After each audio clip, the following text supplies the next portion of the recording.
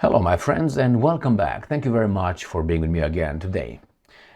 I suggest that to understand better the conflict in the Middle East as a whole, not only Iran, what happened to Iraq, what happened to Afghanistan, what happened to Syria, what is Lebanon, what's going on with Saudi Arabia, what's going on right now with Iran, I think you should consider a mixture or an overlap of a war with prophecies, with a religion tone. Okay? I mean, that's a suggestion. I think that would help you understand a lot of things that occur in the Middle East. And I will use first this. Israel urges the United States of America to join the war against Iran. That's the first one. Donald Trump celebrates Israel's attack on Iran. Trump warns Iran. The British bring more airplanes in the Middle East. It seems like they were caught by surprise, or someone shot down some British jets in the Middle East. France warns Iran. What else we have here? And guess what? Germany, France, and UK want to talk with Iran only, not with Israel. Israel, it's shit don't stink. And the last topic, guess what? The Islamic State reactivating fighters, eyeing comeback in Syria and Iraq. All right, think of it as a prophetic war.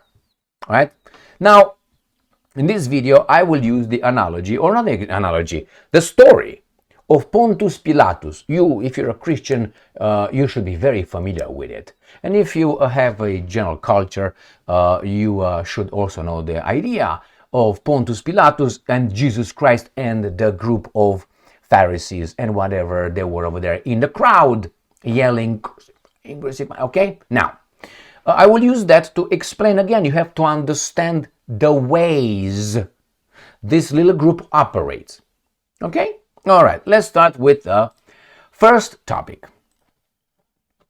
Israel urges the United States of America to join it in conflict with Iran. Why would this guy join this guy? Is it in our interest to join this guy and not the other guys? Why not joining Iran? Well, we're told that Iran is bad. Okay, and these are good. Why don't you take a look at Gaza for a change? All right, so Israel has been asking the United States to join in the conflict with Iran for the past 2 days. All right, one official said that Washington might enter the conflict if necessary, and that US President Donald Trump even told Israeli Prime Minister Benjamin Netanyahu so in a recent conversation. Do you want to go to war with another country, and why? And for whom? National interest? I don't think that serves our national interest. I don't think, as an American, I think that actually gets us in a more dangerous situation. Now, I think Iran should be talked to as an equal and respected as a country. 82 million people versus 10. So whatever. Big population, big land, rich country. The other guys have what? Just money and banks? And your support? Anyway, so I think it doesn't serve our American interest to do so. Now, that's the first one. They urge us. That was the plan altogether. And you know what's going to happen? Israel, after it initiates, is like you create a problem, and then when you get in hot water, you call the bully man to help you. When the bully man helps you, so this is you go behind and let the bully man push him forward. So it's going to be Iran versus United States of America. And I will definitely say it's going to be the French, it's going to be the Brits, it's going to be the Germans, helping the little guys that are under attack after the preemptive strike. Because, preemptive strikes are acceptable only for a few countries, like United States of America, NATO countries, and Israel foremost. But not for Iran or for Russia. No, you can't use that. What the hell is preemptive? It's like a preemptive fuck? Come on. Or preemptive marriage? What do you mean? All right, so that's the first one. I said it before, and that will happen. These guys want to drag us in. We'll see how Trump can prevent that, can avoid, or maybe he's on for it. We'll find out pretty soon. Here, Trump warns Iran against attacking US. You see? So he warns. Now, why would you warn? So let's say, as I always give you this analogy, I'm fighting the neighbor for whatever reason, neighbor shoots at me preemptively. I have a family, kills some of my family members, and I shoot back at them. Now, when I shoot back in retaliation in this round, to them, the United States of America, shoots our retaliatory strikes. That means I cannot punish the preemptive strike perpetrators who killed some of my family members because of you, because of the United States of America. And I said, whomever gets involved in me defending myself and fighting the war against those guys who preemptively struck, who cast the first stone, okay? Then whomever, I will strike them. I told you that's what's going to happen. It's normal. If I fight this guy and you have another guy over here giving these guys Gatorade and making sure that massages, gives instructions what to do, how to punch me, like a coach, what do you think I'm going to do? Bang! You too. You are involved 100%. Somehow in this situation, no, you can't. So Trump is like this. I have these guys, shoot them down. I orchestrate, I plan the preemptive strikes. I have no doubt on that one. And then, but if you retaliate, no. It's like a rape victim. The aggressor, right, the perpetrator, the rapist, does it. And then when the victim retaliates, I don't know, scratches his balls or pokes him in the eye, oh my God, no, you can't do, you can't. We're going to fuck you up. You already are. What do you want? So this is our president. This is kind of like, that's why I said that these guys are not from our civilization. They are from, goat herders, that I said. Next one. In the meantime, this is how Trump celebrated the preemptive strike. And you have this fuck up guy over here. Fuck off. All right. Trump tears into Iran saying, and I'm quoting, they're all dead now, as he supports Israel after night of missile strikes on hard lines. All right.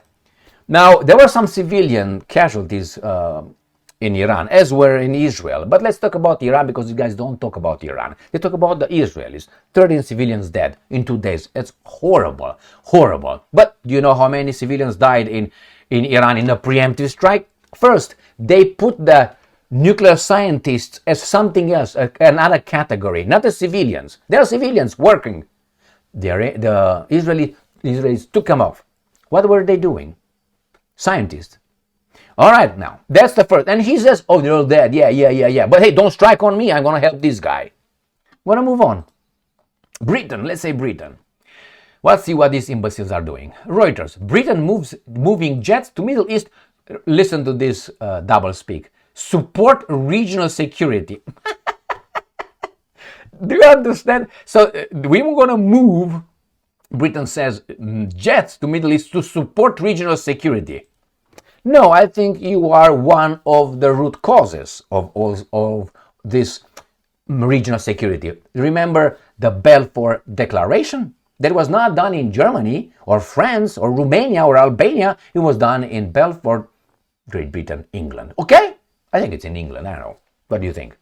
So, what was written over there? What was promised? To whom was a protectorate? It was what? They divided. There was colonies over there. And they promised this group, those people's lands. Got it? We're going to go to the root cause, the promised land by an entity to a group from other people's lands. Again, he stands over there. Why? It's not regional security. It's to protect those guys who get a bloody nose now. But these guys with bloody nose, unfortunately, were allowed to have nuclear weapons. Oh no, they don't have? Okay. Next one. United Kingdom sending more RAF jets to Middle East. Now, more means they already have some over there. Question. Answer. So they didn't know?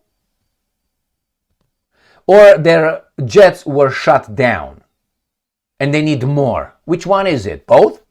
I mean, what do you mean you need to bring more? They didn't know Israel was going to strike. They didn't anticipate. Why now they bring more? They didn't know about that. Only now is the security. So something stinks very much British. What does it mean?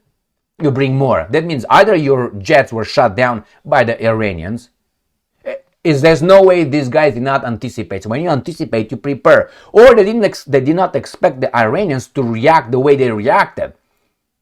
So probably the Iranian reaction way surpassed these guys' imagination. That means they were caught by surprise. If I had to send more, that means I was caught by surprise. That means my plans, I'm going to make my plans like this. And then you realize, shit, I was a baboon. Bring more.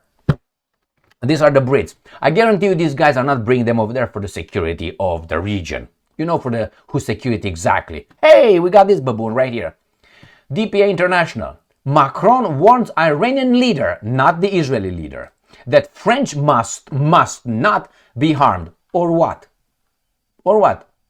Brigitte Bardot is gonna smack you again, is gonna claw you again. Or which one is it? Ask Candace Owens about that one. So Macron warns Iranian leader that French must not be. Well, if you, friends, shoot our missiles, you will be harmed. That's the logic. What do you mean? So if I'm fighting this guy, when I'm about to punch him in the jaw, and you intervene and you block my punch to punch this, what do you think I'm going to do? Rock and bang, there you go, down, boy. Les enfants de la patrie, right there. So he must not. Don't intervene, homie. And then nobody's going to be harmed. So you already have these jackals. I want to expose to you the ones that were going to get me to Pontius Pilatus and Jesus Christ and the mob. You already have the Romans, the Americans. You have the Romans, the Brits. You have the Romans, the French. And you're going to have the Romans also, the Germans. Germany, France, and UK are ready to hold talks with Iran, says German minister. Why not with Israel? Because they imply Iran is the bad dude, is the aggressor. Even though the other ones preemptively, you know what I mean. So again, and that gets me, before I get to the Islamic State, how it's just activated somehow in the Middle East after America brought democracy and freedom to the region. This is the result. As Putin said, or Lavrov, I think Putin said, whatever America touches turns into chaos, destruction, and suffering. It's up to you to access the evidence. Click, click, click. Stop watching porn, go over there and do that. And you're going to find out that's exactly everywhere these guys touched. Iraq, is it better? Afghanistan, they're back. Syria, what's going on over there? A reformed jihadist in charge of that. Is it better? Libya, is it better? They have slave markets over there. What are you talking about? I don't have to go over the second Yugoslavia. I don't have to go. Look at Ukraine. Oh, that's not touched by the US. Remember the coup d'etat in 2014? There you go. That's where it started. Not to go 1991 now. The promise, no inch eastward expansion of NATO. Promise, cross my heart, hope to lie. And they got the Soviets. Anyway, so these guys are the Romans. Let me explain to you in religious terms. So you have Jesus Christ brought in by these guys. He's a blasphemy. He creates riots. And they bring him, the Romans. Okay, what the fuck happened with this guy? All right, what's wrong with you, man? All right, okay, all right. And this guy says, which is Pontius Pilatus, the Roman authority over there, says, you know what? I don't find anything wrong with this guy. Nothing. Crucify him.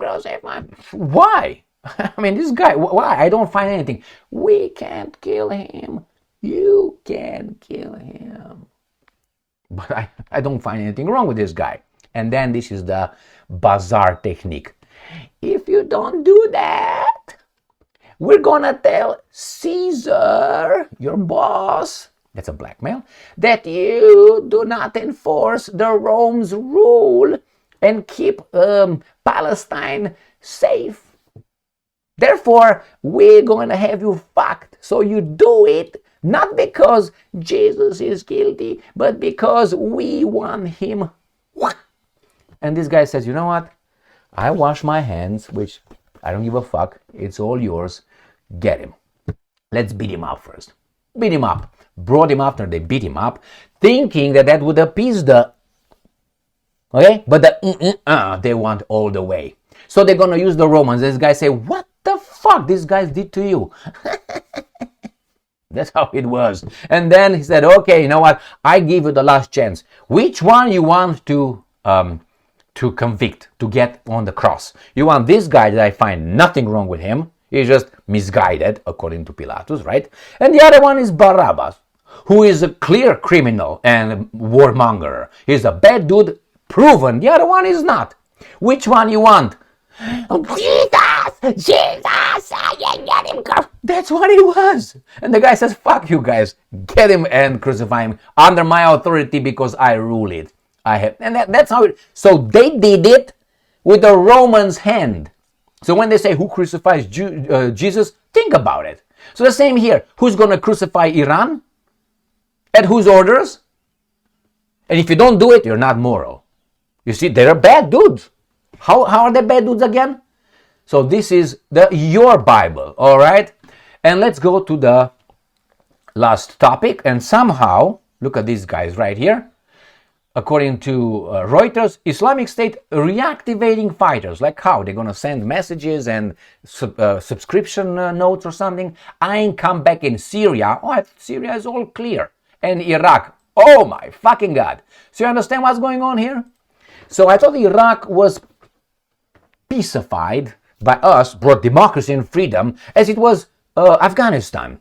And Syria, again, the democratic forces won, man. Or maybe this is a piece of news for us to say we have to bomb the shit out of everybody over there, including Iran, because somehow Iran is the guys, they are the guys behind all these guys, when actually is Mujahideens, Al-Qaeda, ISIS. Got it? And that was by whom?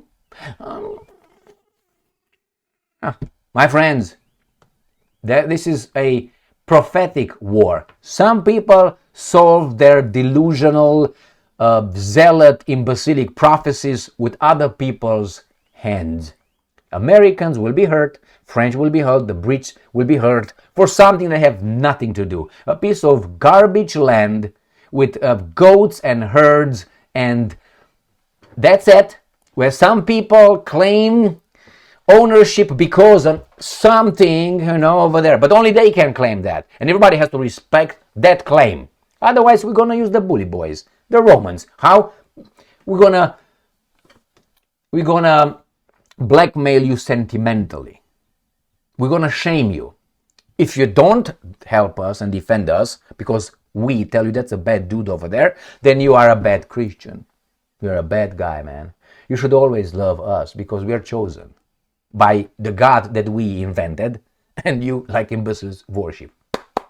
Sorry for this representation, but think about it that way for a second and then just forget about it. Thank you very much for being with me again today. Stay strong, stay smart, look for the truth, and be just.